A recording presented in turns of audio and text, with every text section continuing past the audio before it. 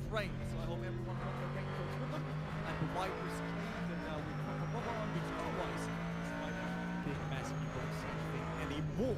There's even more to this final race, though. I mean, we will figure out who's the champion of Season 2 tonight, but we will also show you guys an exclusive look and basically the shakedown of 3 new cars coming to rFactor 2 this year. Yep, you heard that right. Not that much time anymore in this year, but we will bring one more car pack for everyone. And you will see the 3 cars today, just in case you didn't follow our socials, where you saw 2 of them already, or you're not part of our guessing game, basically on Discord that's going on 24/7 with me giving weird hints, and then sometimes people guessing it right or guessing it wrong. So that's basically what happens while we're not on live on air.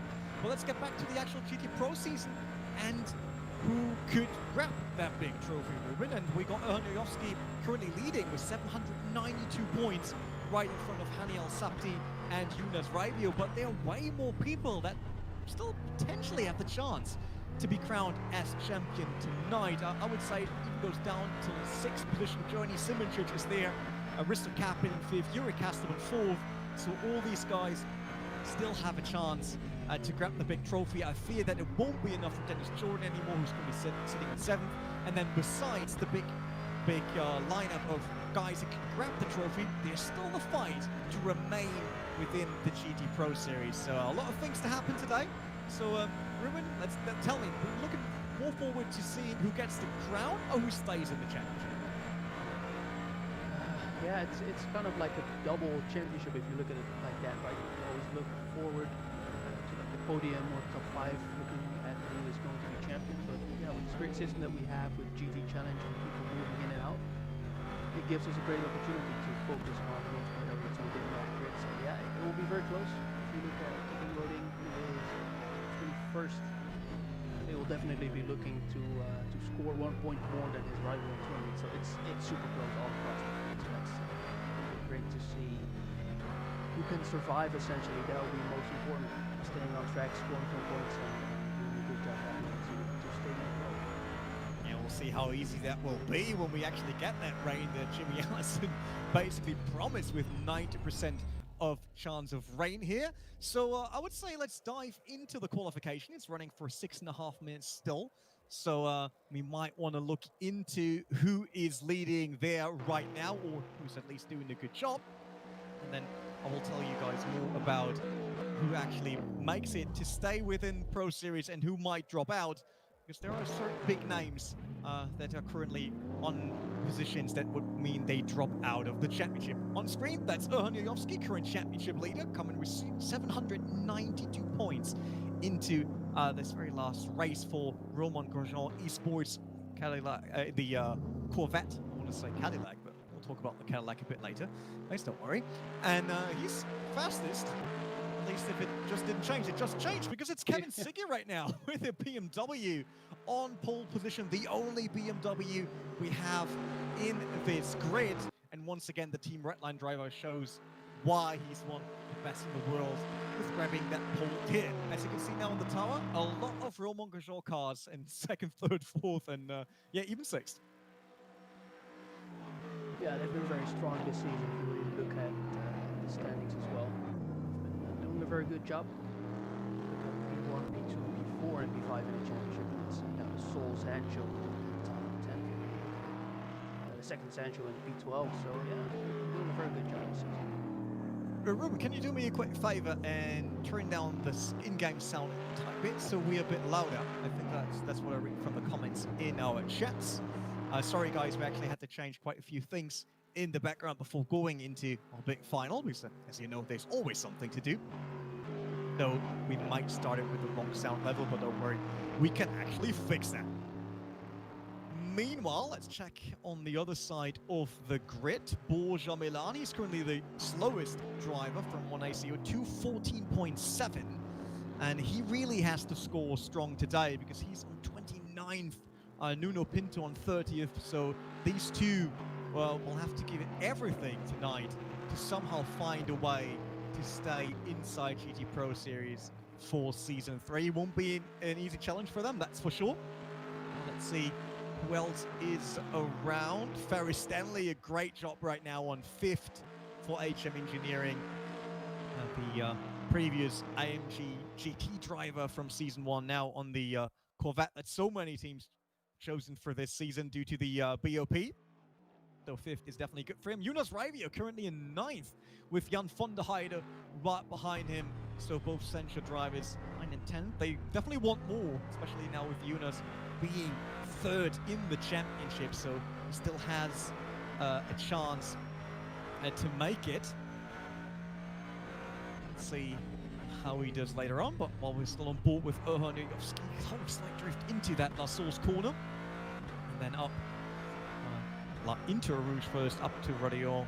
Let's see how that works out for him on this lap. I'm sure that he will go for that pole position lap once again.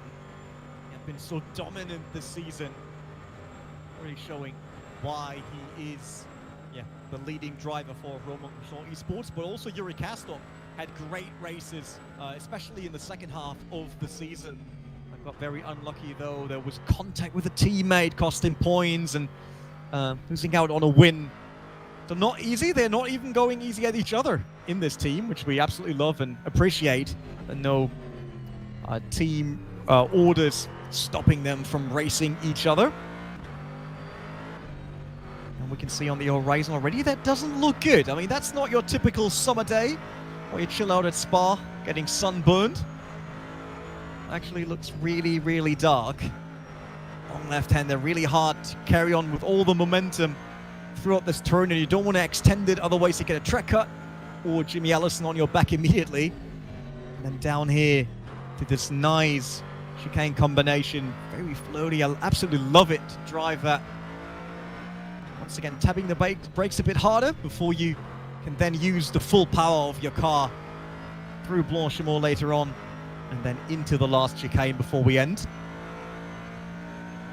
See how he does. There was a purple and a green sector for Erhan Yuyovski. He's just trailing by 0.1 of a second, although it's Risto Capit now leading, 212.26 for teammate of Erhan Yuyovski. Currently, Capit is in 5th in the championship standings. We might see his pole being taken away by his own teammate. Yuyovski coming around the last corner and then flooring it towards start-finish straight. Let's see, 2:12.2. That is a new pole position time here for Erhan Yuyovski. 1 minute 15 still on the clock while he takes it. Kevin Siggy also on a very fast lap right now. Let's see if he can retake pole position in Spa for Team Redline. Oh, he does. Look at that. 0.012 between him and Yuyovski. Wow, incredible qualification we see already. Really marks why this race will be so good. The very last round of our series. Kastop starting a new one, currently in 7th. He will have an... Oh no, he's not going on for another lap. All right. Yeah, he was purple in Sector 1, but looked like he cut the track somewhere in Sector 2, so he would finish his lap for some reason. Maybe just some more mileage on his car, but yeah, P7 is where he ends up. We got a couple of drivers still left to finish their lap. Essentially 20 seconds left, so everybody in Sector 3 gets a chance, I think, to finish their lap up. Venezuela currently in P10, loses a lot of time in Sector 2, but might move up a couple of places. If you look at how close it is, still, even in the midfield, it's still a few hundreds of a seconds that can change by your qualifying results with maybe 5 positions. Yeah, Jimmy Nusula, I mean, with 10th position, he can still be happy, and I think that's all he will get from this session. For him, he's currently... Where is he in the standings, actually? He is in 18th, so today he just needs to avoid 21st, basically. But qualification is over, and that means Kevin Siggy is grabbing another pole position in the Redline BMW right in front of Erhan Yuyovski, Risto Capit, and Hani Al-Sabti. So entire Roman Grosjean squad is trying to hunt him down. Then it's Journey Simicic in 5th for Burst Esports, Ferry Stanley, HM Engineering, then Yuri Kastop, Jakub Brzezinski, Mahler Racing Team in 8th, Arne Schoenfeld for Jira in 9th, and then the car that we just had on the screen, Jimmy Nisula on 10th, Satellite Racing that are the top 10 going into the 15-minute sprint race. Obviously, there will be the 45-minute feature race later on. So a lot of racing coming your way and 90% chance of rain. So that won't make it easy for anyone here in the race.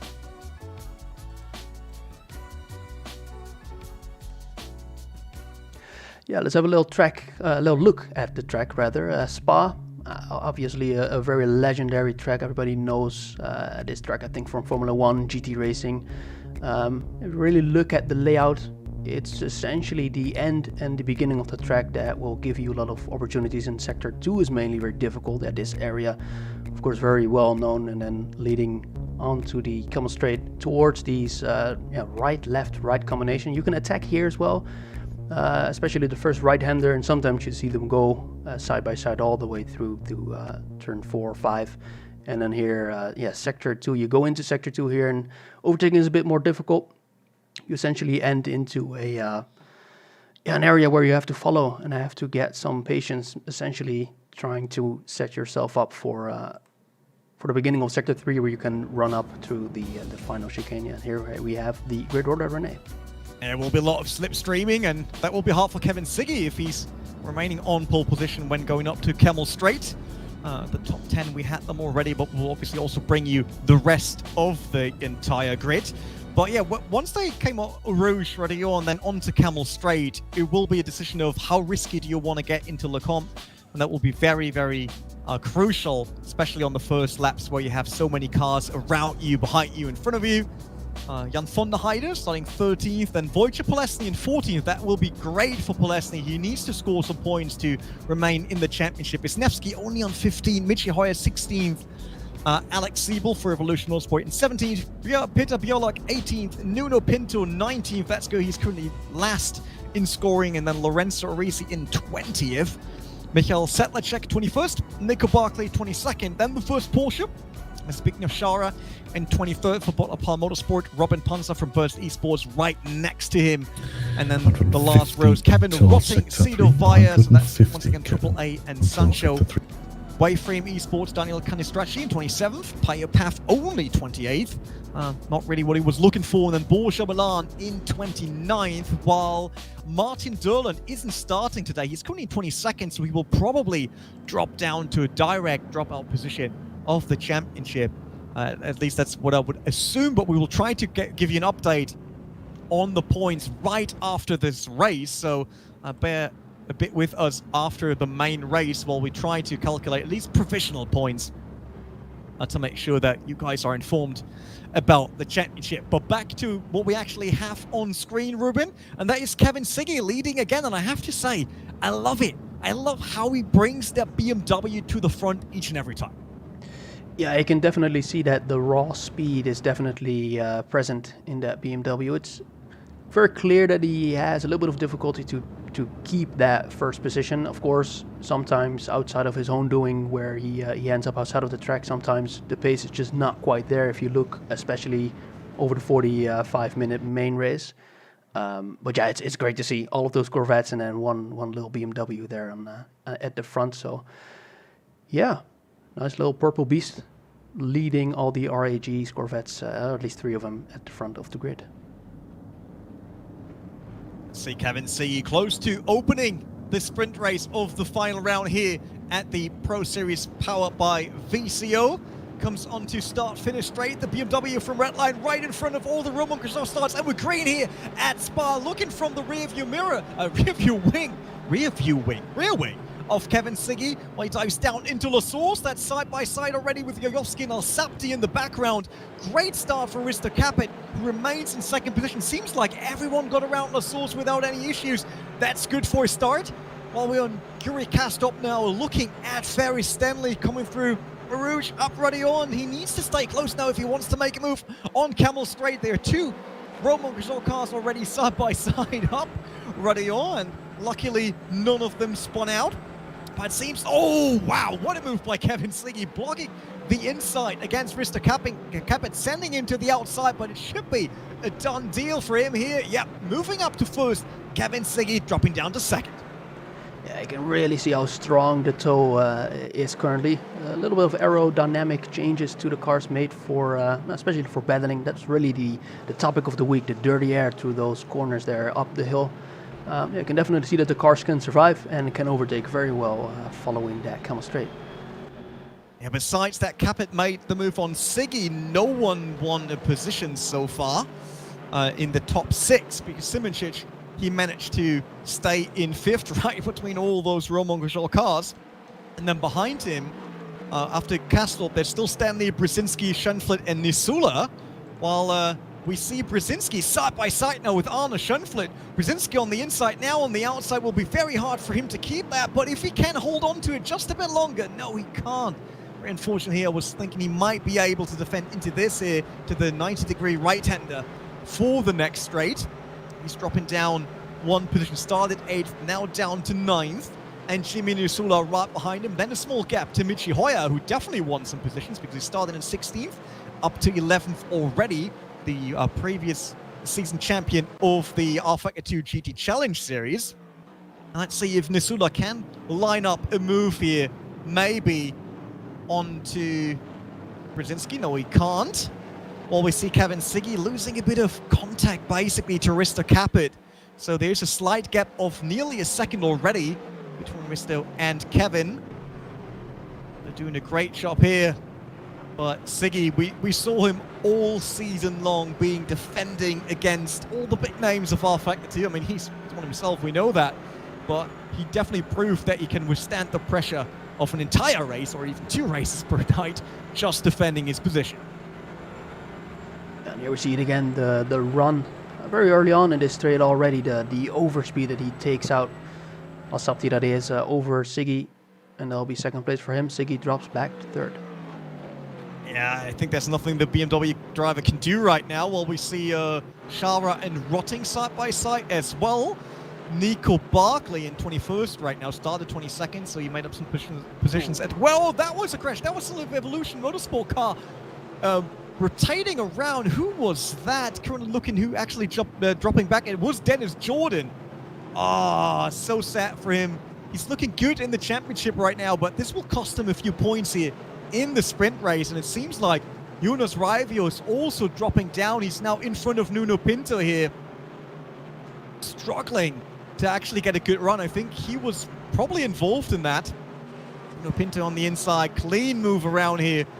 Great job by both drivers. A lot of respect there. Worked out very well for him. We also have 1 DNF already. Borja Milan, unfortunately, not scoring any points in the sprint race. And that could be very costly for him. He's currently sitting at 29th. So he wants to get every point he can find throughout the day today. So, front, still Capet, Al-Sabti, Siggy. We'll get a little replay here. That's Dennis Jordan. That should be Jonas Raivio on the right. Raivio running a bit far to the outside, and then I'm not quite sure if it was Raivio trying to make up space on the inside there for the car he launched an attack on, or if it was Dennis Jordan just trying to be too far to the inside. But great that we can catch that as a replay. Yeah, it looked like Jordan actually was trying to take it a little bit calmer, and Raivio really diving in deep in that corner, and then, yeah, it goes in a little bit deep, maybe compromises the corner to the left, and then run wide a little bit there. Very difficult to then go side by side when you run wide, obviously. And here, given Siggy, he got 2 RAG cars in front of him, and then there are 2 more behind him. Let's see how the run up the hill goes for Siggy then compared to Al-Sabti. You can, yeah, definitely see that the BMW can have a good run up the hill as well. And definitely Siggy trying it here then. It's easy. We see that Yayovsky, that Al-Sabti moved to the side immediately, and Kevin Siggy passed by without any problems before Lecomte. That worked well for Red Line, but we saw that the Corvette is really, really strong at the rest of the track. We heard from race control as well that it looked like it was Dennis Jordan turning into Jonas Raivio, so that would have been on Evolution Motorsport probably, and not on Sancho. Unfortunately, he is in pits right now. Same for Jonas Raivio, so both drivers that are well within the top 10 of the championship now find themselves all the way back of the current standings. Dennis Jordan done though, so the Evolution Motorsport driver will return to the race. Well, this is Jimmy Nisula versus Ferris Stanley, and then we got Cooper Brzezinski in front of this group, which is for 10, 9, and 8, with Michi Hoyer in the background. The Jimmy Nisula for Satellite Racing, way better than Season 1 for him. And I like seeing him here running inside the top 10. And we know, Ruben, top 10, or 10th position is great for main race, right? Yeah, that pole position, it's something very interesting about this championship is where the point table compares to your grid order starting position. It's definitely something I think, oh, wow, Nisula going wide there, which is a very difficult position as well. I feel like to be in there, getting oversteer right through that fast portion of the track. But yeah, I mean, definitely throughout the sprint race, people will be looking at that 10th position a bit more than maybe the points themselves, and really looking ahead to the main race and what that 10th position can be worth there. While Kevin Siggy puts down the fastest lap of the race, and I think Brzezinski won. No, he didn't won any positions, but he might. Definitely looking here, 0.4 of a second gap. You also have to see, of course, here still dirty air definitely being a factor. It's less of a thing, but you can still see how light the car gets. Trying to get a good run out of here. You don't want to be too close, don't want to be too far away either. Trying to get that happy medium. And Arne Schoenfried will kind of defend. He will, but ooh. All the way to the inside there for Jakub Brzezinski. Is there a chance here? Arne Schoenfried defending into Lecombe. Great job done there. I mean, it was a bit far how much he sent Jakub Brzezinski to the inside there, but it worked well for the Agera Racing pilot. So he remains in 9th, that's actually 7th in front of Jakub Brzezinski. Nisula, that's 9th, that's the car behind now. While we see, that is Michael Sedlacek from Varga Sim Racing now very close to Paja Paf, that's 21st, 22nd, with the Varga Sim Racing pilot having multiple goes already on the 2 BPM Porsches right in front of him, and then that's also Daniel Canistracci. Oh, that was Canistracci making contact with, speaking of Shara. Luckily, none of the cars got spun. I was very, very close already. Oh, and that's Sedlacek. I wanted to say he lost it, but that's a Burst Esports Corvette in the background losing a rear wing. And I have to say, I fear that was a contact right there.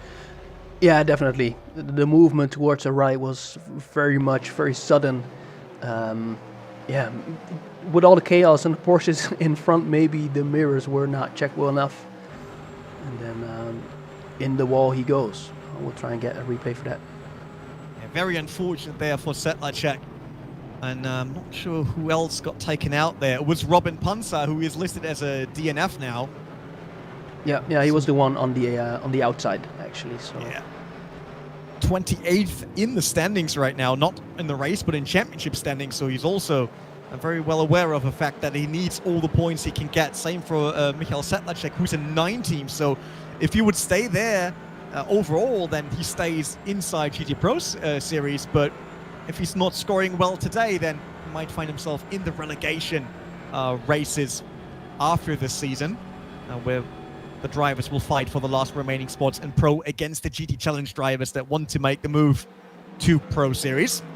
Kevin Siggy still in 2nd, defending against Hani Al-Sapti. He would love to actually apply some pressure on Risto Capit, and he's closing that gap to Risto Capit. It's down to half a second now, but still has to be aware of Al-Sapti. So this is Robin Panzer looking at Michael Sedlacek. That was the kind of stretchy Shara thing that happened, and Panzer tried to move around the outside and then over the curb the car unsettled a bit, and then he tapped the rear of Sedlacek's Ferrari 488 GT3 there and sending both spinning and in the end DNFing his own Corvette. Very unfortunate there. Arne Schoenfried now defending against Jimmy Nisula, and it seems like Ferris Stanley, he dropped positions, right? Oh, no, did he? Oh, he did. He started 5th. He's now in 10th. Not quite sure if he's going for a strategy of getting pole position. Yeah, it might be. Well, I can't really see that. I think no one would drop that far. I mean, 5th is a lot of points here for him. He's looking good in the standings. But yeah, he's behind Jimmy Nisula now in front of Michi Hoyer, who is close enough to maybe get a run on Camel Straight if he's having a good end sector now of that lap. Well, Kevin Siggy is now way closer to Risto Capit than Haniel Sapti is to him. And oh, Siggy wants to make a move. Both were wiggling a bit, trying to decide for a line. But Siggy not trying to dive up the inside for now, at least. But that cost both drivers a bit of time there. And we didn't catch that on camera because that was just luckily saw it on a different cam. It was very close between Risto Capit and Kevin Siggy here. But Kevin Siggy should be in a great position once they come up to Camel Straight. But the real question is, what's with Haniel Sapti and how quick will he be to maybe even attack the red line driver? Capit with a slightly different entry to Arouge there. And then up the hill. Still dry here in the sprint race. And there's the BMW M6 coming close to Risto Capit around the outside. And they should be done with the maneuver already. Yes, they are. Kevin Siggy, new leader here, 2.5 minutes before the end of the sprint race. Seems like the BMW is really running well, at least the sprint distance, Ruben. I mean, we normally see Siggy defending most of the time, not really gaining positions. Yeah, it might be down to this specific kind of track. A very quick track, of course, a lot of straights. Maybe it suits BMW a bit better than tracks like the Nurburgring or Portland. But it's great to see Siggy keeping that lead throughout the sprint race, or at least the majority of it, or at least he takes it. But yeah, the pace is definitely there.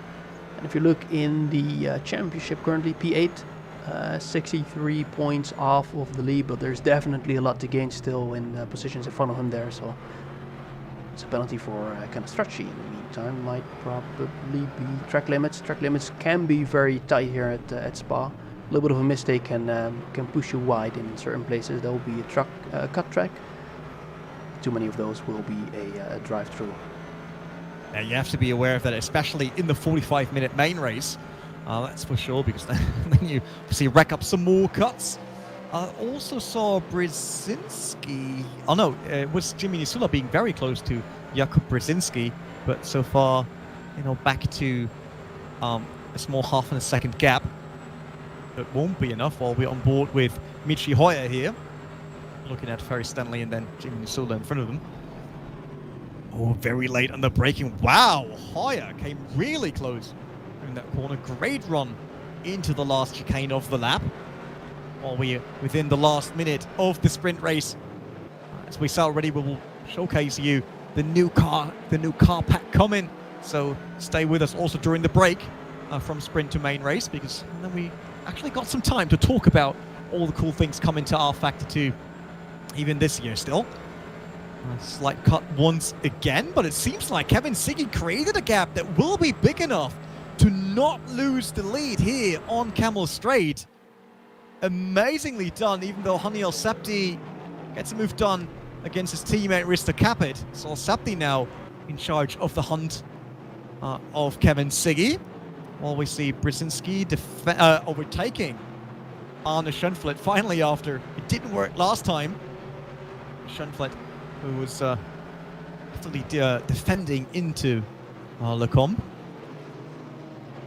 Oh, that was side by side. That was, is that Nuno Pinto and speaking of Shara, if I'm not mistaken? No, that's actually, who was that? That was Payo Paf against Kevin Rotting, all right. Rotting right behind them, and Sido Vaya. Sido Vaya is the center car in front of Michael Sedlacek, who we are on board with right now. Way better run for the Corvette here. No name. Sedlacek lost a lot of time with the Ferrari. Well, Kevin, I got another eye. I'll try to split now. Another eye on Kevin Siggy, who's still in the lead, and it looks like Redline might be able to grab the sprint race win here with Kevin Siggy's BMW M6. Coming to Blanchimont right now. One last time for the sprint race. That worked well, and there's a huge gap between him and Haniel Sapti, so he really put down the hammer on his very last laps here for Kevin Siggy, creating that gap and bringing a win to the BMW M6 here in the sprint race. On the final round, he will be very happy about scoring that big. so late in the championship. Haniel Sapti second, Ristokap 3rd, Nuyovsky 4th, and then Yuri Kastov 5th. That are all Roman Grosjean cars in a row. Before we get to Johnny Simoncic, who is 6th.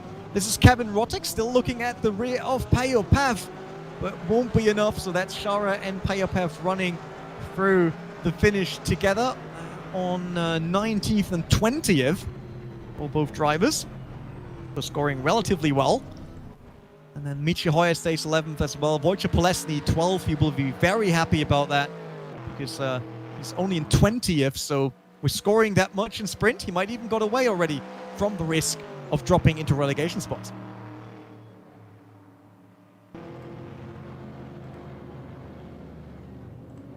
That is Wayframe Esports we have on the screen right now. Lorenzo Risi in 25th.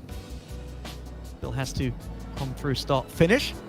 While we get the standings of the sprint race. It is Kevin Sigi for Redline winning in front of the entire Roman Grosjean squad. Then Johnny Simoncic, Brzezinski, Schunflit, Nisula, and Ferris Stanley, who will open up the main race, the 45-minute main race, happening right after this one with a reversed top 10 order. I had a quick look at Stanley actually throughout the race. It looked like he just dropped back consistently. Not something that you want to hear as a driver, of course, but it wasn't like he dropped back 4 or 5 positions at one moment. But essentially from lap 1, every lap he kind of lost 1 position at a time.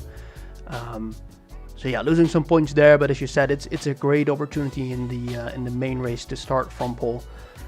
Definitely looking at the 90% chance of rain that will be very heavy, potentially at least towards that race. So yeah, it'll be great to see how everybody survives that if the rain does indeed come. Yeah, with 90%, I think we will have a rain race, but who am I to decide? I'm not doing the server, nor I'm the weather god, so we will see what happens. So, qualification over, 15-minute sprint race over, and that means we're heading into the main race. 45 minutes, and the top 10 will be reversed.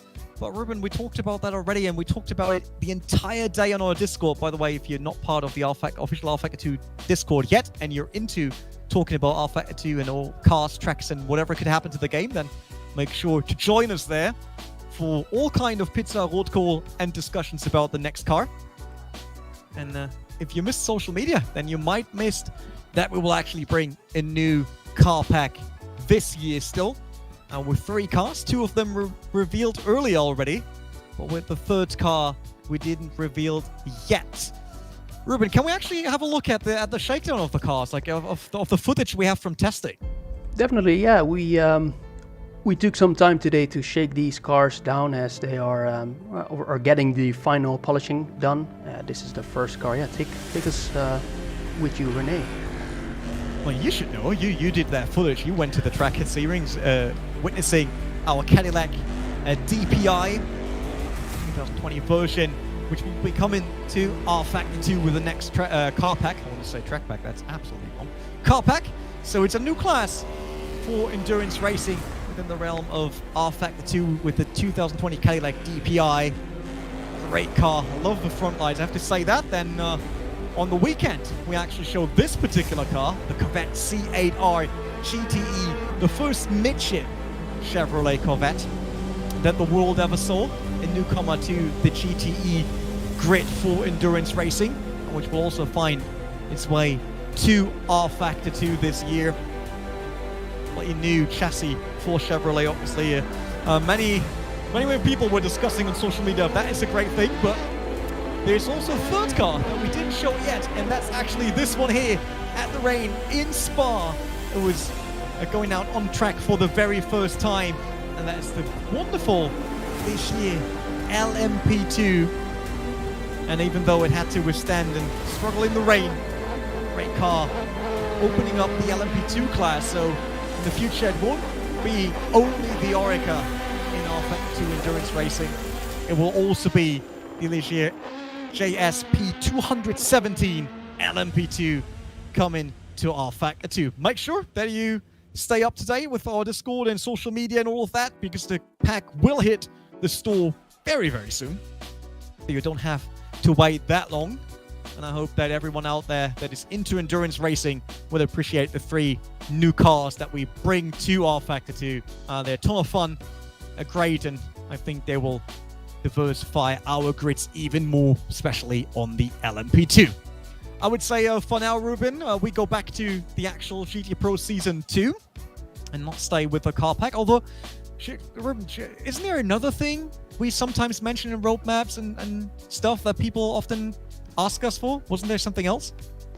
Yeah, well, I mean, what fun is a car without actually being able to drive them in anger in some competitions, right? That's true. The competition system, and we know that we have been a bit silent about that, and people were like, "Oh, is it still on? Is it still there? Is it still happening?" Yes, it is happening. The first iteration of our beta phase, because obviously we have to build up the system and introduce everyone to it, test things out, see if everything works the way it should be, is also being launched this year. So you don't have to wait till 2021 to have your first races. You can have them this year in the competition system. It will start with let's say a smaller offering of races to make sure that everything works and we can track everything and watch the numbers as we go on. But it will definitely be introduced this year, and then we can basically work together with the community in bringing that competition system to life, add more series, add more races. It will feature in the first iteration, it won't feature multi-class. That is something that comes with the next update. But it features different splits and different races, so you guys will be able to enjoy rFactor 2 during the holidays, Christmas holidays, and be on the tracker. You can be sure to actually run into Marcel, probably Jimmy, Ruben, Dom. Never saw Dom racing though. Chris, myself as well. We will take part in some of the competition races, as we're obviously testing the system and getting everything on the way. So, new car pack coming, competition system coming, and a lot of racing action coming your way. And for the racing action, you don't have to wait any longer. So we're heading into the 45-minute race with Ferry Stanley on top. And that means we saw... Wait, let me quickly have a look, Ruben, here on the standings. So, it was Kevin Siggy winning, but Jajowski came 4th, right? There are so many RAG cars up front that it's very difficult to remember who is actually where. But yeah, I mean, looking at the standings, Kevin Siggy, he was 63 points off, so he definitely bites a chunk of those points off, and definitely looking towards the top 5 now, I think, going into that final race. Yeah, especially with Dennis Jordan having an awful sprint race. So otherwise... he needs to have a cracker of a race now in main race to overcome that.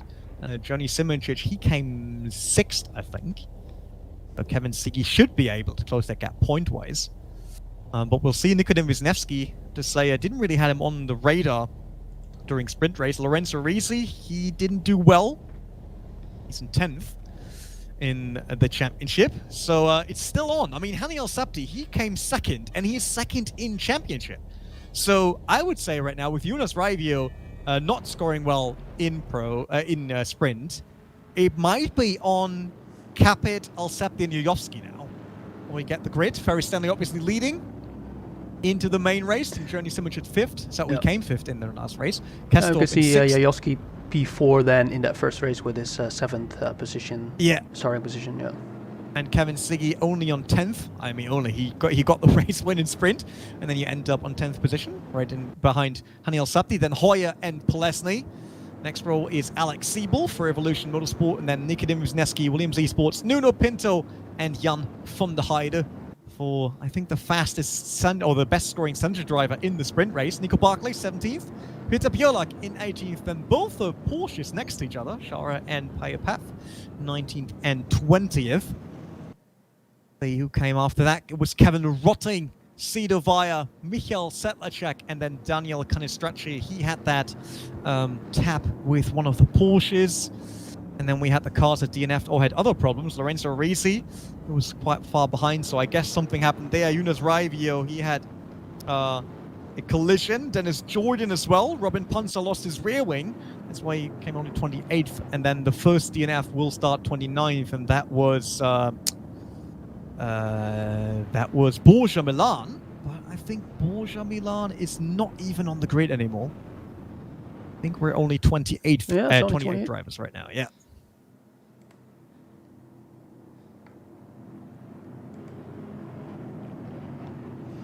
Yeah, and Stanley leading the way then. Pole position for him. Might that be the first pole for him this season? Yeah, try to think about that. I think he had one before. I'm pretty sure he had one.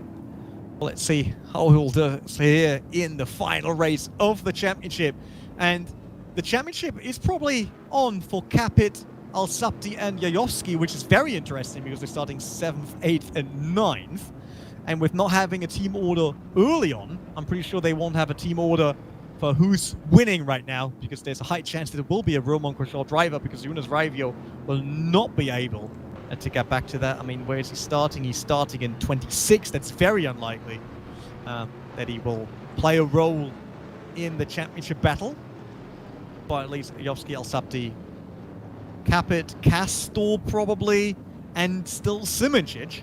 But for Johnny Simoncic to take the championship, I think a lot of things would need to go wrong for the Romain Grosjean squad. Stanley Nisola, then Arne Schoenfeld and Jakub Brzezinski. That's your top 4. And then Simoncic and Kastop, the first guys with an actual chance for the championship. Last few meters before Stanley can open up the main race. Let's see if he does it early. Waiting, letting everyone bunch up once again, and then we're green. Main race, the last race of the championship. The rFactor 2 GT Pro Series powered by VCO. And the last time that we see this grid starting in Season 2, Ferris Stanley holding on to the lead, but Jimmy Nisola already dropping down. That is Brzezinski going through, and I think Yuri Kastop is also already hot on his heels here to make a move. While we see Arne Schoenfeld now trying to line up for Camel Straight for the first time that he has the chance here to use the slipstream to his advantage. Nisola holding on to 3rd position, so that worked well. While we see Ferris Stanley not being able to do what Kevin Siggy did in the sprint race. Just holding on to the lead a bit longer. Look at that. Look at Ferris Stanley not falling behind on Camel Straight. Side by side in the Lecom. And in the end, it is Arne Schoenfeld, though, taking the lead. Well, you could actually see that Schoenfeld was a little bit too early, actually, with opening that attack. As soon as you dive out of that slipstream, then you obviously won't gain any speed anymore from that point on. And definitely Stanley trying to look on the inside, but that was not enough there. You can definitely see, though, that people can go side by side through those right-left-right combinations there. And good to see that the action still persists even after an attack on that Camel Straight. It was an interesting first go, and with Arne Schoenfeld now leading in front of Ferris Stanley, it will be interesting to see how long Ferris Stanley can withstand Yuri Kastorp, who's right behind him. Also Peter Bielak, who moved from 19th to 15th, so great start for him. Payopev also from 20th to 16th, so who did we lose? Michi Hoyer is all of a sudden fighting for last position against Robin Panzer and Lorenzo Risi, while they're going side by side onto the backstretch, basically. Kevin Rotting also down to 25th. So it seems like Rotting, Hoyer, and no, it's only Rotting and Hoyer who lost a lot of positions, while a few drivers gained positions. So there was a lot of things going on. Both Porsche trying to run side by side next to Kevin Rotting, but Rotting around the outside here in the chicane, it seems like he can slot right between those two Porsche in front of him. Look at that. That's Kevin Rotting there on the white and green AAA Corvette, while we see... No, that's actually not. That was his teammate. Sawyer fight against Rotting, and that was Nuno Pinto.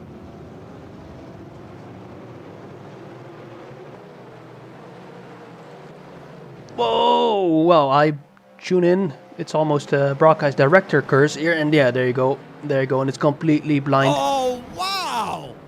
Massive shunt there at the end of Radio, and I think he took out Brzezinski, another team. That could be big for the championship, what happened there. We need to get it as a replay, but crazy. It's that was Hani Al-Sabti being out, not in the run anymore for the championship.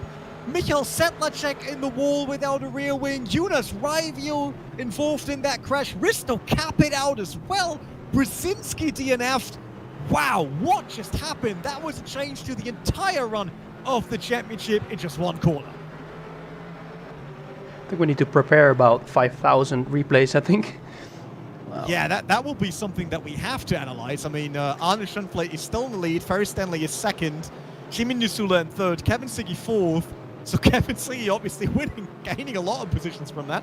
From 10th to 4th in just one lap, basically. Johnny Simoncic stayed on... no, he's in 5th. Came from 6th. But what happened there? I mean, Jagowski in 6th. So he survived that. He can still run for the championship.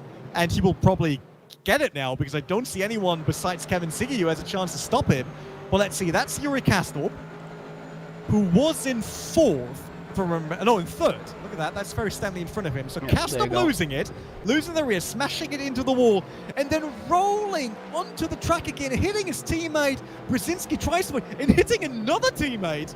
So, wow. I mean, that was just magnetic, like, forces. Yeah, with there those goes a Ferrari then. Yeah. Sedlacek couldn't avoid the Roman Grosjean Corvettes being on there. Jonas Raivio, no chance to react, carrying on that 488 on the hood, basically. And that was the end with that rejoin for many of the Roman Grosjean drivers. And that will be Yuri Kastorp costing Roman Grosjean Esports the battle for the championship. I mean, besides Ohaniovsky, obviously. I'm actually stunned, I have to say. That was crazy. That was really, really crazy. I'm pretty sure that Jimmy Allison will be sweating right now looking at all the footage. What happened there? Yeah. I mean...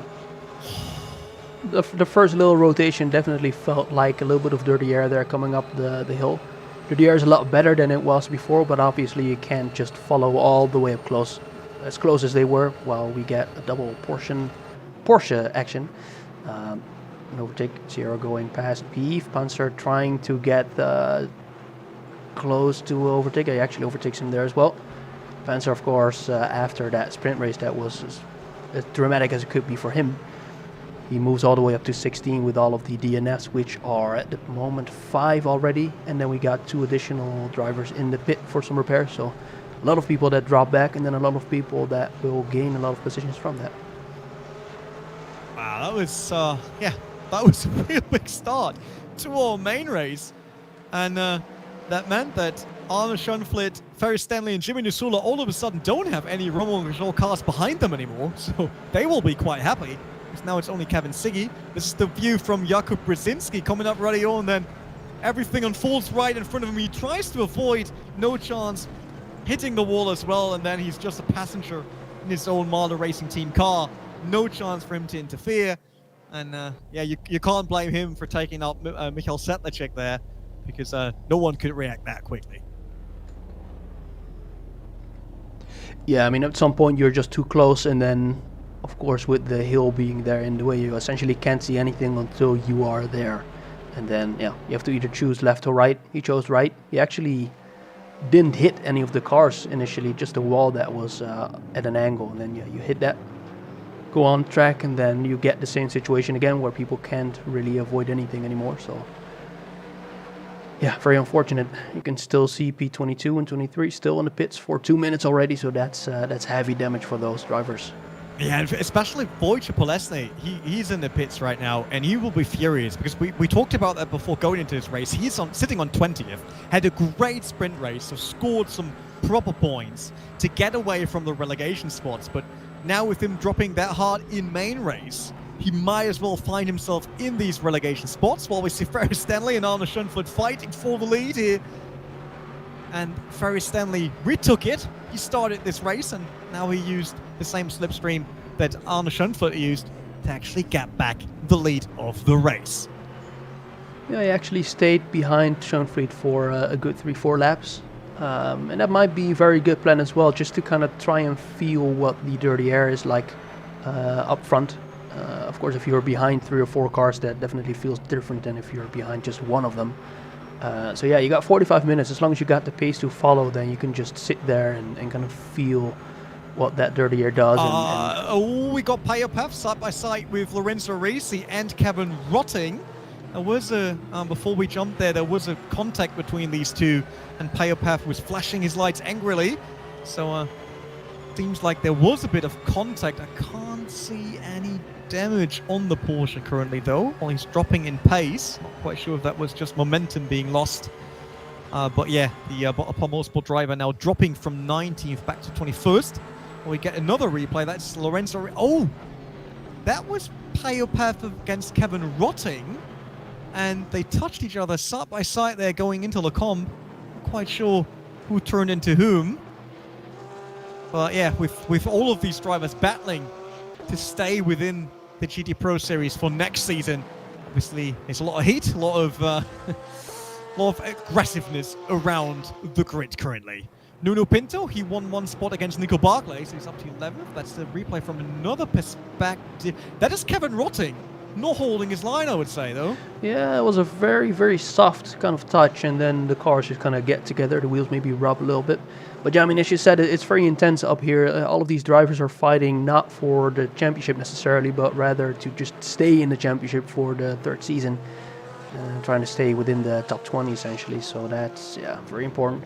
Payopath then falling behind a little bit. You can definitely see that he's losing pace. The gap already 4 seconds, so there's definitely some damage on that car. Yeah, very unfortunate for him. He is sitting in 25th. So oh, that's the leader! Spot. The leader spinning around. Ferry Stanley and Arne Schoenfeld both losing it. Exit of Le Combe, and Schoenfeld even making it worse, spinning, coming from the grass. There is Ferry Stanley on the right. He will hopefully get on the support track and then onto main track again, slotting in, and all of a sudden Jimmy Nisula is in the lead of the race. What a crazy final. It seems like people really struggle to stay focused right now. Let's see the replay. Ruben really being quick today. So that's Schoenfeld trying to use all the slipstreaming into Le Combe, braking very late. That looked like a good maneuver, but he shot wide, opened it up to Stanley, and then Stanley wanted to move around the outside, but I think he underestimated how quick Arne Schoenfeld was still on the inside. I think you thought he was past already. I don't even think Stanley knew where Arne was, because he saw him. Probably we'd actually look at a different angle on board, but he yeah, maybe Stanley just thought that he was off track and not there anymore at all. Let's actually have a look from Stanley. So Stanley here in front, and we'll see Schoenfeld on the right. He just misses the corner quite a lot. He actually stays on track with two wheels, but then yeah, just but look how Ferry Stanley closed the door there. Yeah. And nearly ran into traffic. But I think that was on Stanley, to be honest. Even though Arne Schoenfeld didn't really got the corner, but hey, that's still fair, right? He was still back there while Shara makes up a position against Daniel Canestracci. That's Waveframe Esports versus Botapar Motorsport. So Shara in 15th now. Championship-wise, he would be in 24th, so also a spot that will lead into relegation. So if he scores good today, then there might be a chance for him to stay directly inside GT Pro. I actually quickly want to see if we might know already who will drop out, because we know that Borja Millar will drop out. There's no chance for him to make it anymore. We know that... Wait, where's Nuno Pinto? He is he's in 10th. 10th, yeah. Oh, that looks good for him. So he could stay. Robin Panzer, he will drop out. Because they had a very bad main race, sprint race. He's 14th in the main race, so at least getting some points. I'm not sure if that is enough. Tito Vaya and Daniel Canestracci, that are the other ones on the direct spot to lose. Yeah, and Canestracci just got a penalty, so that'll be worse for him. And he is currently in P... trying to find him in the list. P15. So he was actually about to score a couple of points, but yeah, he will lose. Anything that he would score today, he will lose with that penalty. Drive-through is not too costly here compared to some of the other tracks, but yeah, definitely going to lose a lot of time there still. Now let's have another look at that accident then, because we can actually see that the attack was almost perfect. If you look at the fact that he kept two wheels on track, you can see it here. He goes very deep, keeps two wheels on the track, and then there you go, Stanley's turning in, and then yeah, around we go.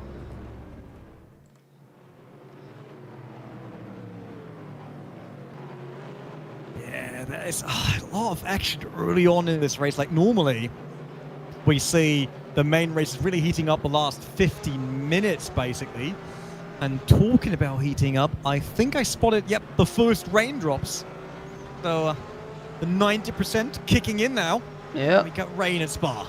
As if the action that we got wasn't enough, will make it just a bit more slippery and a bit more dangerous and a bit more difficult for these drivers to really challenge them. I mean, these are the pros, so we'll see how they can cope with this weather. While Jordan takes back P16. So you're dropping back one position. Yeah, 90%. I mean, we've had rain a couple of times now this season, and we've seen drivers go onto the wet tire a couple of times, which on all occasions was not really the move to go. They just lost too much time in that pit compared to what they gained back on track. Yeah. But yeah, 90%, and we're not even halfway through the race yet. While Kevin Siggy goes on the attack very early on the straight. Yeah, that looks like a lead change. It does. Yep, Kevin Siggy through on Jimmy Nusula. So this could be Team Redline winning both races of the final event here at the Pro Series, and that would catapult him massively in the standings. As we've talked about before, he's an 8th right now, sitting at 729 points. 2 race wins. That will be crazy. And a nice showcase of the BMW's M6 performance, especially in the hands of Kevin Siggy. While Jonas Raivio was in the pits the second time already, I think he grabbed rain tires, but he's staying way longer, so it's probably also due to damage. Very unfortunate for him. So that will cost a lot of time. Let's see, we got Siggy, Nusula, Yayovsky. That's the top 3, and with Yayovsky being in 3rd, it basically looks like him also being able to take the crown of the Pro Series here at Spa. Johnny Simoncic in 4th would also have a chance for that, but for that, Yayovsky would need to perform way worse. Race not done yet, though, so never know what happens, especially now with the rain kicking in.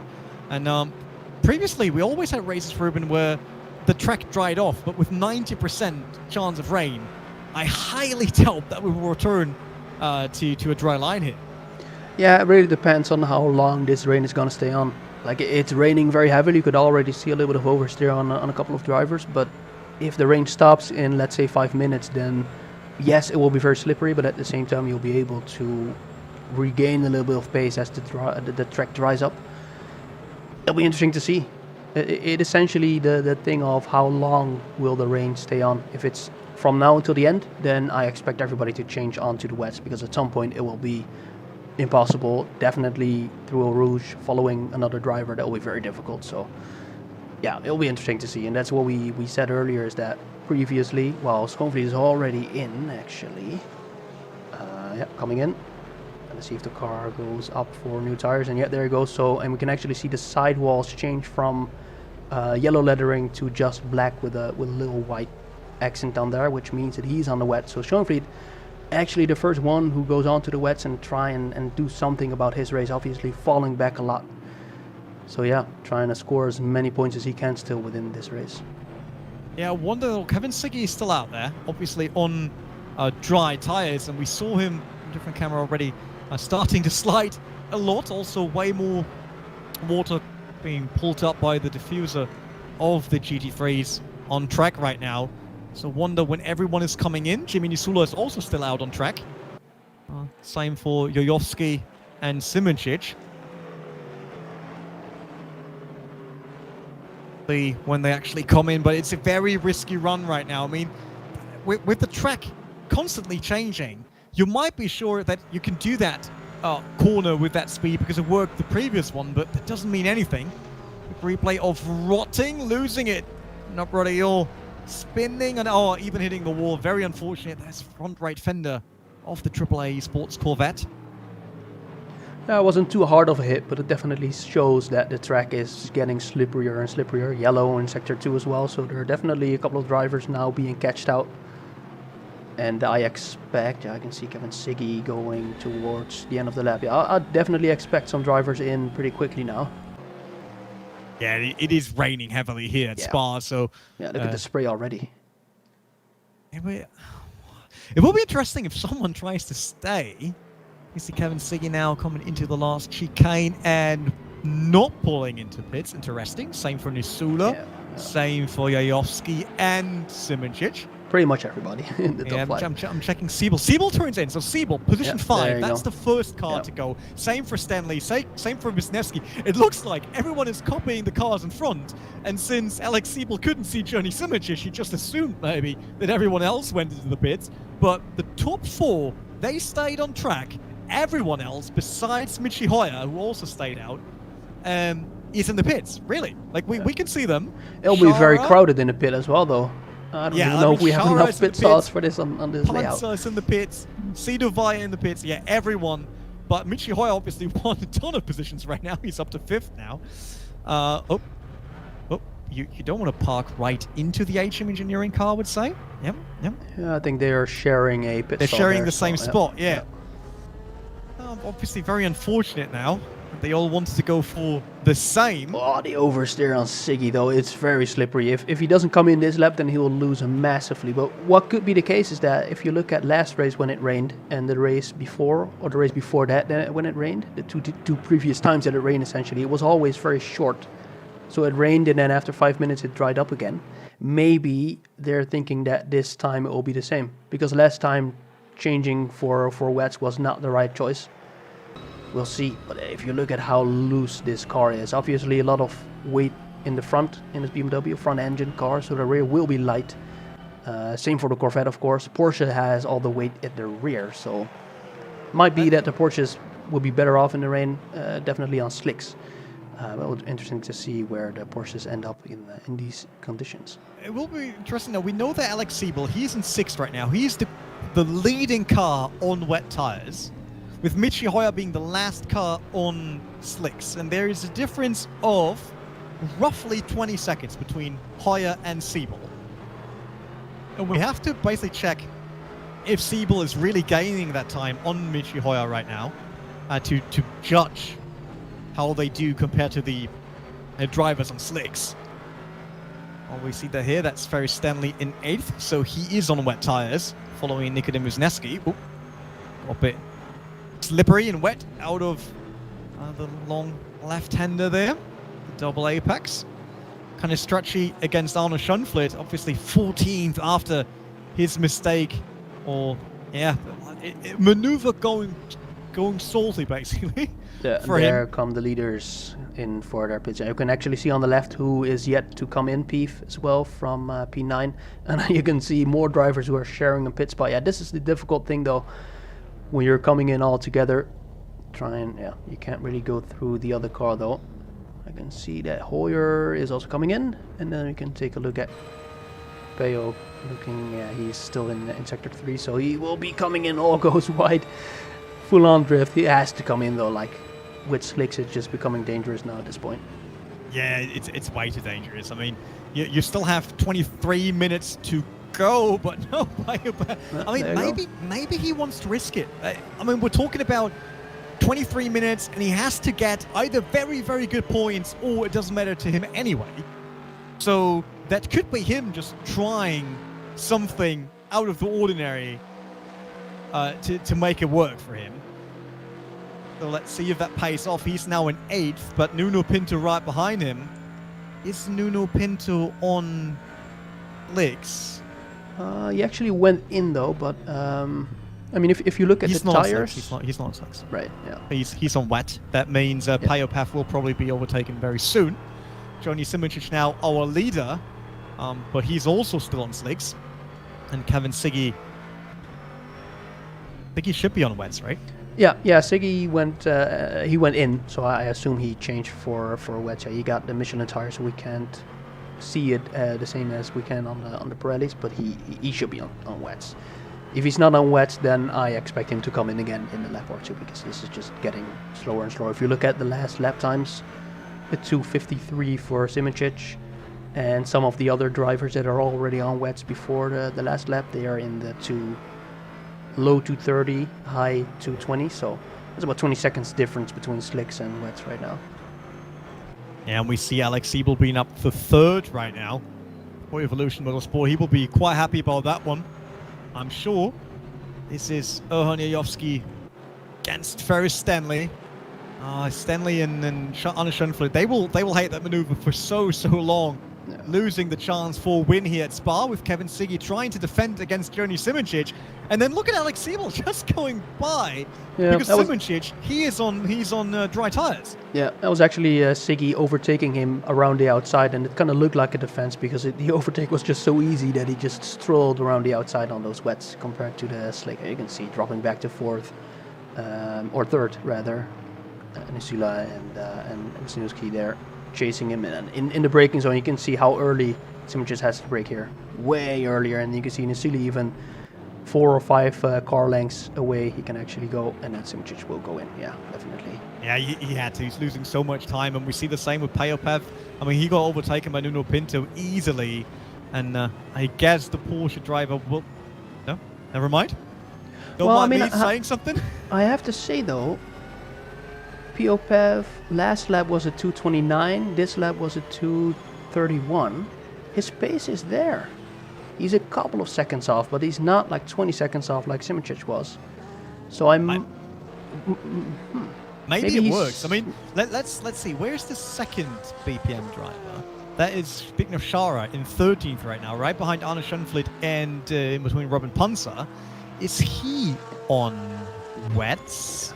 Well, I actually think maybe either Pev has already come in and the tower is just lying to us, maybe that, or he started on wets with like 90% chance he might have been like, you know, maybe the wets are slower in the start, but then you don't have to do that stop. Maybe that'll be the case. That would have been an interesting tactic to decide for wets early on. Shara has to defend against Michi Hoyer and Robin Panzer. Oh, they're going 3 wide into Lecom. But we have to stay with Yayovsky and Nisula here because that's the top 5. No, we actually get a quick look at that fight, and there's Arne Schönfeld and Robin Panzer quickly touching and sending Schönfeld wide. He will lose even more positions right now. And a race to forget for him here in Spa. Very sad.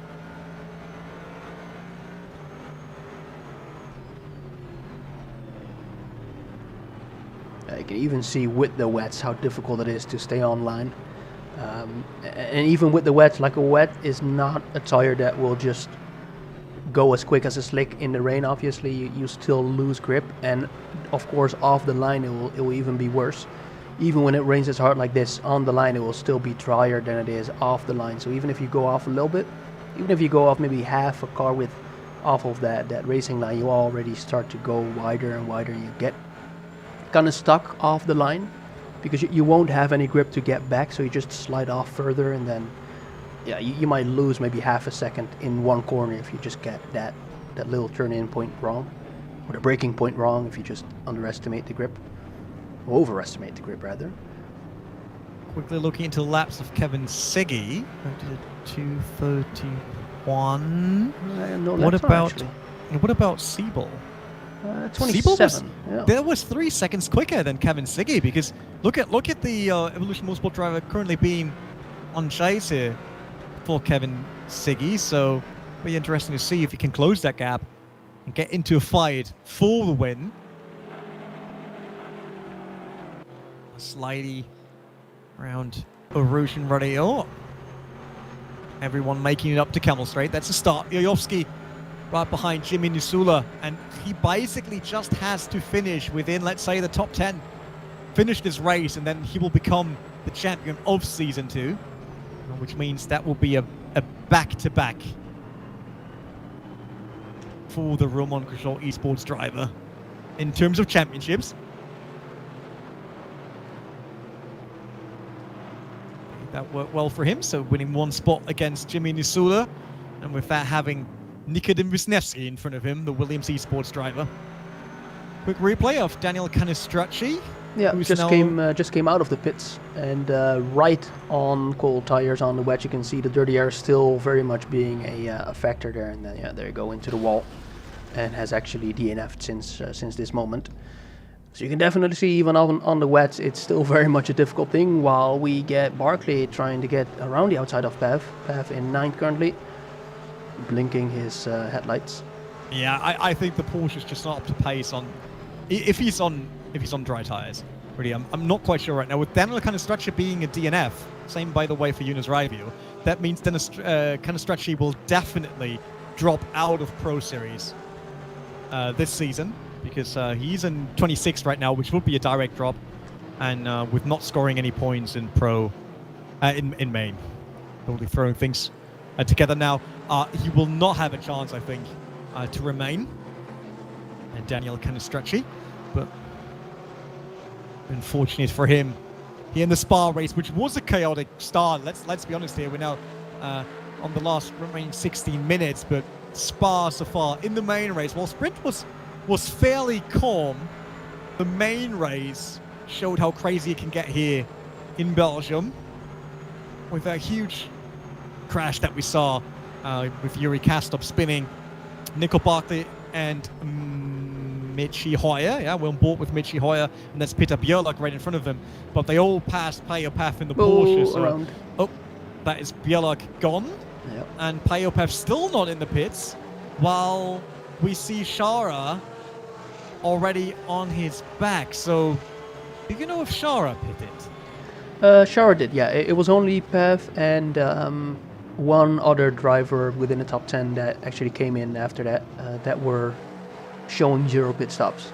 But I feel like Pav is on wets, because if we saw the pace of Simic when he was on slick, that was like 24, 25 seconds off the pace. So Pav must have come in, and then maybe, or he started on the wet, and that might maybe explain why his pace is a little bit off.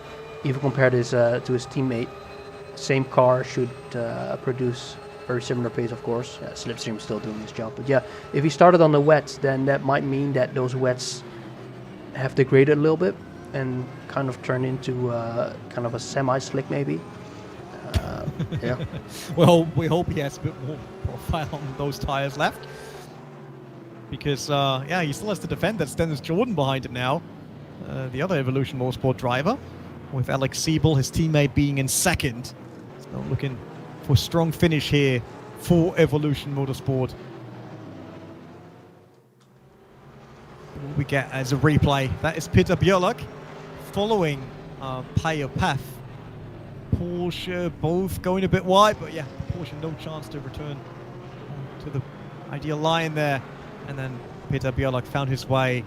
Same for Nico Barkley a bit later, but then took down Payopath. Yeah, and drop back one more position. Yeah, you can see how far off the line he is, and how far off the apex actually he is. Pretty much constantly, so there's just no grip in that car currently, just none.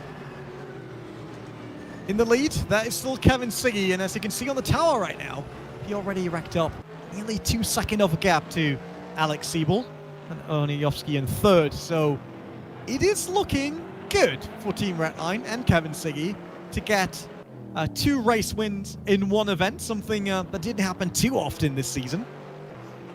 I think it only happened once so far, and it could be the very first time for the BMW. Well, they run into traffic, something I definitely didn't expect it to see here in Spa. No. Let's see, I quickly want to check the DNFs again, but there's no one else. No, Sedlacek, he was involved in that crash with Yuri Kastorp, so that's nothing new. Wojciech Polesny, he's still running in the 488 on 21st, hoping that people will people will drop out, because if he's just making sure that he sees the checkered flag, then there might be a few points for him in. And we got report by Race Control that it happened in Season 1 by Michi Hoyer in GT Challenge. Yes, but it also happened this season in GT Pro, I think. Once. This is Dennis Jordan against Payopath. We see the Porsche driver dropping more and more. There we can see it's actually Payo, because I can read it on the C-pillar of the car.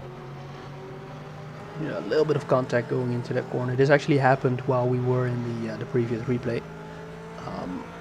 Yeah, Pav just dropping back a lot. This is more than just like the pace of himself. Like, if you can see how far off he gets essentially on every apex, it's just dropping back very hard, and you can see from the Heide now. Yeah, well, whatever Payopath tried to do, it didn't work for him. It didn't pay it out. Like, it didn't pay it off. So the Porsche is dropping in pace, and I guess Jan van der Heide will have an easy job now to get around the Porsche, once again not being able to hold the line. So it's too late now also to do the pit stop. I mean, it's 11.5 minutes to go. He won't gain anything from this. He will just drop even further. While we see Peter Bjork, he spun again for Williams Esports. I can see the car on the downhill section in the wrong way around. Now returning. Also not a great race for him. Well, Jan von Heide made that easy move onto Payer Path. Kevin, Sigi, Siebel, and Yayovsky. Then Wisniewski, Nisula, and Ferris Stanley. Although Ferris Stanley is a bit off of Jimmy Nisula. On board with Lorenzo Arisi. Now looking at Arne Schönfeld, who could have had a way better race if it wasn't for the contact with Ferris Stanley. First, it was Schönfeld overshooting the corner when he tried to dive into the inside, and then it was Ferris Stanley kind of overlooking the Ajira driver on the inside. Both made contact, spun around, and lost a lot of positions. Otherwise, they could probably now compete for the lead of the race, at least currently. Arisi didn't have a great sprint race, and now wants to make up in the main race while we go back to Peter Bjork. The situation that I was describing a bit earlier. Yep, just losing the rear there. Spinning around, then standing on the inside there. Needs to be aware of traffic, obviously. It's quite a hard corner to get back onto track of, actually. Yeah. While we see Arisi now side by side with Arne Schönfeld. They will approach Arusian, who will back out. It is Arne Schönfeld getting the corner because Lorenzo Arisi not brave enough there, it seems, to force Arne too wide into that corner. Yeah, that moment that we saw in the replay, that spin, that might actually be one of the only downsides of the Corvettes. We know the Corvettes have been very strong this season, and then we balanced them out a little bit, and then we can see the BMW being very strong, obviously, with Siggy doing very well today. But yeah, the Corvette being a very stable car, one downside that it has is that the steering lock, like the maximum angle that you can get out of the front wheels, is very shallow compared to essentially the entire GT3 field. So in a moment like that where you are drifting to the corner in a Porsche or a BMW, you would have been able to catch that.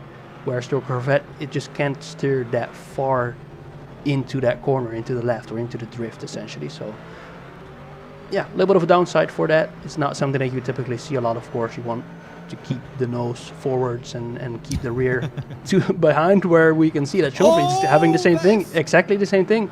You can see that he just, the exact same thing. So just not enough steering angle in that car to keep that front facing forwards, just not enough steering essentially in that car. So yeah, it's a perfect moment. Thank you very much for showing that. It's a shame for his race, of course. He lost a lot of points already, so he's not losing a lot more with this. But yeah, I mean, it's that kind of a race where it goes wrong once and then you're just kind of in a rut where you just go backwards, essentially. So it's a shame. It's a shame.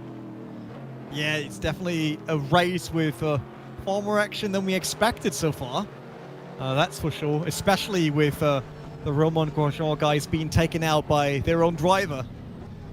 Started with Yuri Kastorp losing the car early on, and then unfortunately only tapping his own teammates. That was the weird part. There was so much chaos going on there with them coming onto Camel Straight, but it was only his own teammates that got caught off guard. While we see Nico Barkley in 9th now, so he will be happy as he's currently in 23rd, which would be a relegation spot. But if he's actually keeping on like this in the main race, and there might be a chance for him to move up and not get into that. Wow, very close. Wow, great racing here. Well, I mean, this is not the way that you want to do it, though, because he actually gets the spot from Barkley. He just drops back. There you go. Yeah, signs. Maybe they had some collisions early on, so he just gives him this spot. But if you look at how early on he had to go out of that slipstream, at that point he's not winning any speed anymore compared to the car in front. So that would have been a very difficult way to overtake, because you're essentially going head-to-head into that next corner at the end of Camel Straight. By the way, since we know that race control is always working on this, we actually got confirmation that Payer Path is on wets, because and it seems like he was from the get-go. Okay. So that was the tires degrading over time for him. Yeah. Yeah, you can see there again the stops, everyone except for Pef that went in once. And of course the people that DNF didn't come in essentially for a pit stop. But yeah, there you go, P16 to 20 as well, all one stop. So yeah, that's very interesting though. It's a tactic that could have worked if it started raining earlier, but what you'll see with the wets is that they're essentially, what I believe, softer than a slick tire would be. So they'll degrade quicker on a dry track. They'll just overheat, and you'll just destroy them. So let's be horrible. Like running wets in dry conditions. I mean, I have to admit, I didn't do that many rain races in real life yet, but I had quite a few training sessions on wets and changing between intermediates and slicks. And wets, once there's a dry line, you eat through them massively. Yeah. And then they start, like, all the small chunks of rubber actually start melting and they become one. And then they're not really working well as wets anymore. So that didn't pay off for Payopef, at least for now.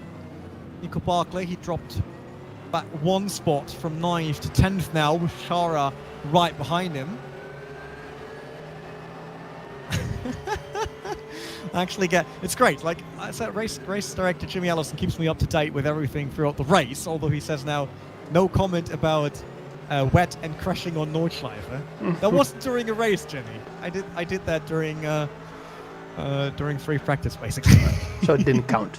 It didn't count. Yeah, it was my street car being crashed, not the race car. So, can Shara actually make a move on Nico Barclay on Camel Straight? It seems like he can. A Porsche really launching out over Dion. But Barclay, no chance on the Corvette. The Porsche will be through, but is there enough time actually for him to get back on Shara into Lecombe? No, he's actually leaving a bit of a gap there. Not trying to get involved. Was that Jan van der Heide being a bit slow on Camel Straight, right? He's in 12th right now. Yeah. But no, car looks okay. I was confused if something happened to him, but it was all good.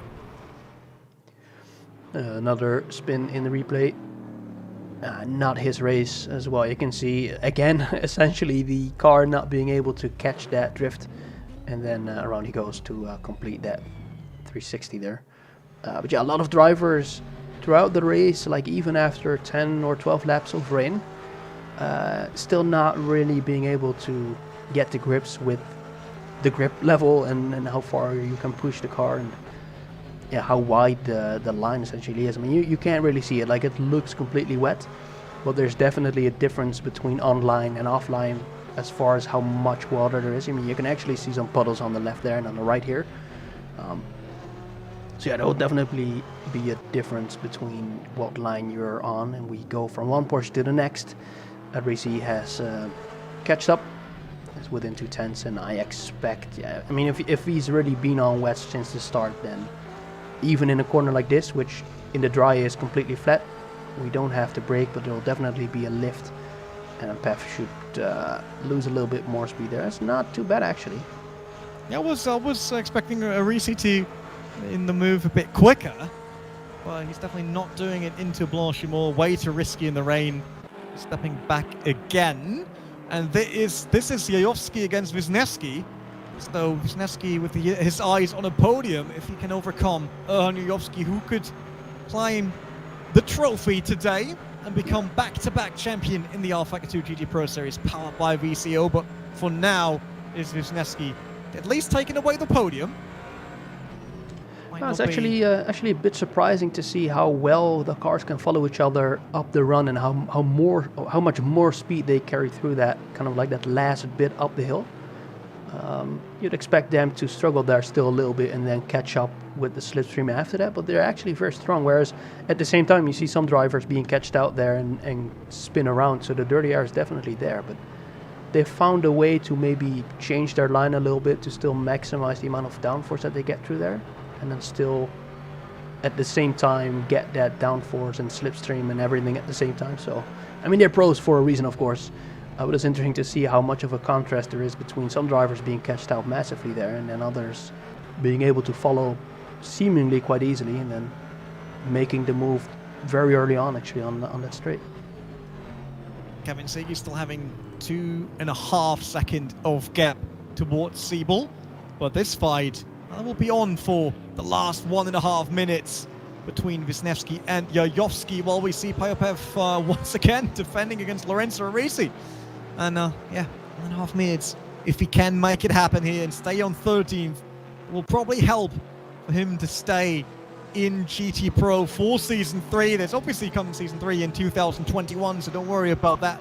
Same for GT Challenge, but will return next Monday for their final race with Lewis McLeod and Aidan Milward on commentary duty. So make sure to watch that on Monday. Will be a great final there as well. Arisi looking up the inside. Going for a move though. We now check out both fights, and I got a camera with Kevin Siggy just to be sure that nothing happens up front. But Yayovski, does he get a podium on the very last race of the season as a topping basically on his championship, as he will become champion? Kind of robbed of the fight for the championship here in Spa, with Yuri Kastorp taking out the rest of the Romain Grosjean team, because they were all in a position to fight for the championship. And I think Kevin Siggy, he can't score enough, even with 2 races, to win the championship. Although I might be wrong with that. I mean, on-air math, definitely not my strength. So we will have to wait for final confirmation. So maybe Yayovski wants to push hard, while Arisi, once again on the outside there, against Payopev. But yeah, maybe Yayovski wants to be sure, and he would feel a lot better with a podium at the end of the race. Well, clock now runs out with Kevin Siggy just ending Sector 2, basically. Alex Siebel, strong result for him if he finishes like that. He's in second right now for Evolution Motorsport, so they will be happy about that. And then Wisniewski and Yayovski, that's the fight that still not through. And I heard Kevin can't make it, so yeah, Kevin Siggy will, even with 2 wins here in Spa, there's no chance for him to become champion, so that will go to Yayovski as long as he finishes the race. Arisi now with the slipstream against Payopev on Camelsray. That should be enough this time. Braking late enough. Yeah, passing the Porsche. No problem keeping that Corvette on the line, blocking the next inside. That worked very well for him. And Payo has to drop down to 14th. Yayovski, though, couldn't do an attack yet on Nikodem Wisniewski. Can he do that before the end of the lap? That's the big question for him. Well, Kevin Siggy is cruising, basically, towards a double win here at Spa. Seems to be his track. Team Redline really showing off in the last round of the championship. Coming around Blanchimont for the last time this season. Once again has to light up the brakes. Braking up into the chicane. Got the car to stop. That's good. One last left-hander. And then Kevin Siggy takes back-to-back wins in Spa-Francorchamps in the last round of the rFactor 2 GT Pro Series, powered by VCO. Alex Siebel second, Nikodem Wisniewski in third, and then it's Erhan Yayovski coming across the line fourth, and being the first ever back-to-back champion, not just back-to-back race winner, but back-to-back champion of the rFactor 2 GT Pro Series, winning yet another championship for Romain Grosjean Esports. Doing some donuts already. Well, we have Schönfeld versus Panzer on the screen, but I can see the donuts and La Sauce going on here with the commentary booth. But Kevin Siggy, definitely someone I would bet for next season on to be a contender for the championship. Can Arne Schönfeld defend 16th position against Robin Panzer, going nearly side by side into Blanchimont, quite tap on the rear, and it's Schönfeld spinning, Panzer spinning, both going off track on the very last lap. Can they even lose positions down there? Who's back? There's Peter Bjarluk behind them, Cedar Vaya and Kevin Rotting, but Rotting is in the pits, so not making it around. Schönfeld without a rear wing, now waiting for Peter Bjarluk. We're on board with him right now. He's coming around Blanchimont, and there on the right, that is Arne Schönfeld returning on track. Oh, is there a chance to Peter Bjarluk to maybe even get that spot? Yeah, there's no rear wing in that car either, so... Robin Panzer actually waits for Arne Schönfeld. Fair move there. I think he waits for... Yeah, he waits for Arne Schönfeld to cross the line. So it's Schönfeld 16th, Robin Panzer 17th, and then Peter Bjarluk in 18th. So no changes on positions. While we see the race results, top 10 mixed up after everything that happened today. So Kevin Siggy, Siebel, Wisniewski, Jajowski, and Nisula for the top 5. Nuno Pinto, strongest result I think this season with 7th. Michi Hoyer, very good run here for the GT Challenge champion in 8th. Dennis Jordan 9th. And Zbigniew Szara will be very happy about a 10th position that might help him to stay in GT Pro Series for Season 3. But wow, Ruben, what a race this was. Yeah, this might be not really the final that you expect with all of those DNFs early on, but I mean, that's part of the championship as well. I guess the chaos that comes with the rain, and I think the rain definitely delivered when it comes to the amount of action that we've seen. Yeah, it was quite a race, let's be honest. We knew Spa will be a great final for the second season of our championship, and while we're at it, I actually want to thank everyone watching the championship, either if this is the first time or if you were watching the entire championship. Obviously, thanks to you, Ruben, as well, for making all of this happening. I mean, you're the guy behind the camera doing production here, bringing this onto the screen. Also doing commentary today, Lee Smith, who was here with us for all the other races as commentator. Unfortunately, he couldn't make it today. He's in chat right now. I can actually see him. Aiden Millward and Lewis McGlade for covering the GT Challenge Series, and Jimmy Allison actually putting on the race action that we see. So big thanks to everyone out there. But Spa was way more than I expected. Was interesting to see different strategies being thrown around as well, with, for example, a player path starting on wets. And yeah, I just think we got a final that we will remember and probably even talk about in Season 3, Ruben, right? Yeah, definitely. I mean, if you look at how this season went by, the Ferraris not really being able to catch up, but then the BMW through the season really powering forward. I mean, that's a great story to see, of course. So yeah, I can't wait what Season 3 will bring. Yeah, Season 3, we talked about already. We can't give you dates just now because, first of all, we will obviously have the championship relegation. So GT Challenge versus GT Pro for the last remaining spots in the championship. You can see that. I would say probably... I don't want to say it because otherwise I might get blamed later on. But it should be on your screens and fairly soon. Not this year anymore, with Christmas being right in front of us. Just a few days before you can all open presents. Obviously, make sure to check out our social media and Discord because there will be the competition system come in. 3,000 euros, as you can see, championship prize money that will go towards Oniowski. I'm absolutely sure about that. 250 euros will go to Kevin Siggy. That's also a given. Who had a great race here at Spa. Well, I can see some people at Discord actually asking, since they didn't saw the car announcement, I think we could roll that again, right, Ruben? I think we should. We must. Should, right? We must, solely for the reason of the fact that I had to do comms today. I wasn't able to do as many slow-mos as I had, so this is how we make up for it. So let's enjoy this nice little clip, and yeah, I guess we'll see everybody next week. And that's the thing as well, of course, with Challenge and the whole relegation story that we'll have after the season. Pro is only part of the story of that relegation. Of course, the top 5 of Challenge going to Pro, and then number 6 to 10 going into that relegation phase. So there's a lot still to look forward to. So yeah, stay tuned for that.